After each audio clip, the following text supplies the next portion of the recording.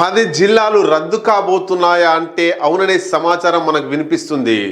సాక్షాత్తు తెలంగాణ రాష్ట్ర రెవెన్యూ శాఖ మంత్రి పొంగులేటి శ్రీనివాసరెడ్డి అసెంబ్లీలో మాట్లాడుతూ కేసీఆర్ ఇష్టారాజ్యంగా జిల్లాల విభజన చేసిండు కాబట్టి పునర్వ్యవస్థీకరణ చేస్తాం, ఈ జిల్లాల్ని తీసేస్తాం కొన్ని అని చెప్పుకొచ్చిండు అసెంబ్లీ సాక్షిగా. మరి దాన్ని బట్టి చూస్తే తెలంగాణ రాష్ట్రంలో 9 నుండి 10 జిల్లాలు రద్దయ్యే అవకాశాలు కనబడతా ఉన్నాయి. త్వరలో మళ్ళీ జిల్లాల పునర్వ్యవస్థీకరణ చేస్తానని అసెంబ్లీలో పొంగులేటి శ్రీనివాసరెడ్డి ప్రకటించడం కొంత ఆలోచనలకు గురి చేస్తూ ఉంది.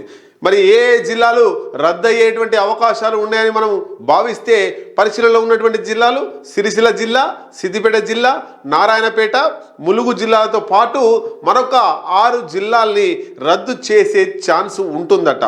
చిన్న జిల్లాలను పక్కనున్న పెద్ద జిల్లాలలో విలీనం చేసేటువంటి అవకాశాన్ని కూడా ప్రభుత్వం ప్రణాళికలు రచిస్తుందట. లోక్సభ, అసెంబ్లీ వర్గాల వారికి అనుగుణంగా కొత్త జిల్లాల ఏర్పాటుకు కసరత్తు ప్రారంభం కూడా అయిందట. మరి కొన్ని జిల్లాలకు పేరు మార్చాలనేటువంటి విషయం కూడా తెర మీదికి వచ్చిందట.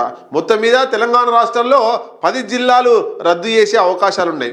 కేసీఆర్ హయాంలో, బీఆర్ఎస్ పార్టీ హయాంలో 33 జిల్లాలను కేసీఆర్ చేస్తే వాటిని 10 జిల్లాలు తీసేసి 23 జిల్లాలకు కుదించాలని రేవంత్ రెడ్డి పథకం చేస్తున్నట. మరి దీనికి సంబంధించి మనం ఒక్కసారి చూద్దాం.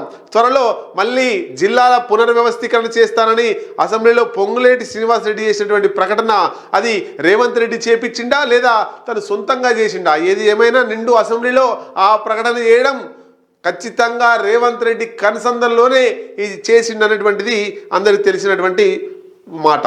మరి చిన్న జిల్లాలను పక్కనున్న పెద్ద జిల్లాలలో విలీనం చేసే అవకాశాలు ఉండడం వల్ల సుమారు 10 జిల్లాలు తగ్గుతున్నాయట. కొన్ని జిల్లాలకు పేరు మార్చాలనే అవకాశాన్ని కూడా చూస్తున్నట.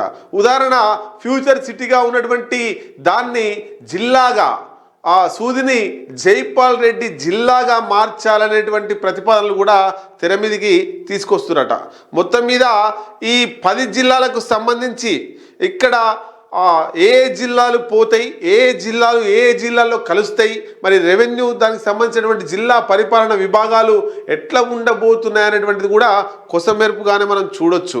ఏదేమైనా 33 జిల్లాలలో ఉండేటువంటి పరిపాలన 23 జిల్లాలకు వస్తే అది కొంత ఇబ్బందికరంగా, ఇప్పటిదాకా మా జిల్లా హెడ్ క్వార్టర్ ఇది అది అని చెప్పుకునే వాళ్ళు ఇప్పుడు కొన్ని రోజులు ఇబ్బంది పడే అవకాశాలు ఉన్నాయట. అట్లాగే కొత్త మండలాలను కూడా తెర మీదకి తీసుకురాబోతున్నారట. అట్లాగే కొత్త రెవెన్యూ డివిజన్లు కూడా 1-2 చేసే ఆలోచనలు కూడా రాష్ట్ర ప్రభుత్వం ఆలోచిస్తుందట. ఏదేమైనా ఈ జిల్లాలు తగ్గితే మరి ఎవరికి నష్టం, ఎవరికి లాభం అనేటువంటిది చూడాల్సిందే. తెలంగాణ రాష్ట్రంలో